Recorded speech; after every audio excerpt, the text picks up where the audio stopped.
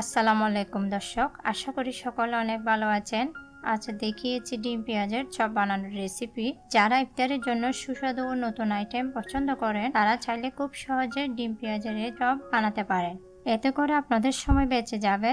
অল্প সময়ে বানানো এই ডিম পেঁয়াজের চপ সকলে অনেক আগ্রহের সাথে খেয়ে নিবে। তাহলে দেরি না করে শুরু করি।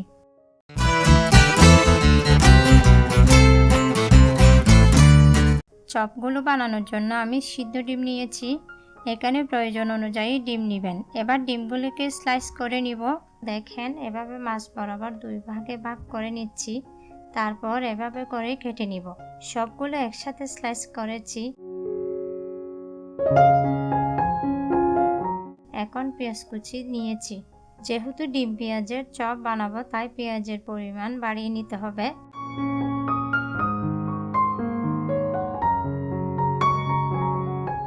পেঁয়াজ কুচিগুলো একটি বলে নিয়ে নিলাম। তারপর কাঁচামরিচ ও ধনিয়া পাতা কুচি দিয়ে দিয়েছি। তারপর 1 টেবিল চামচ করে মরিচের গুঁড়া, ধনিয়া ও হলুদের গুঁড়া দিয়ে দিচ্ছি।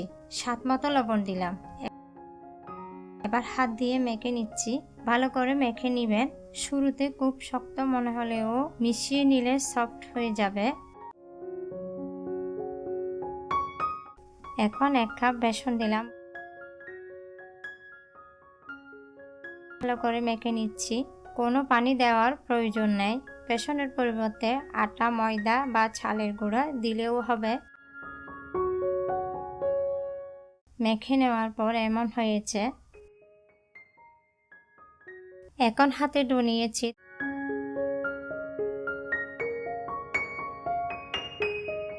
তারপর স্লাইস করে রাখা ডিম দিয়ে দিলাম। এবার এরকম শেপ দিয়ে দিচ্ছি। এভাবে সবগুলো তৈরি করে নিয়েছি। চুলায় একটি পাত্রে তেল গরম করে নিয়েছি। তেলগুলো গরম হয়ে আসলে সবগুলো চপ দিয়ে দেওয়ার পর ভেজে নিচ্ছি। কিছুক্ষণ তাপে রাখলে দেখবেন কালার চেঞ্জ হতে শুরু করছে। এরপর উল্টিয়ে দিচ্ছি।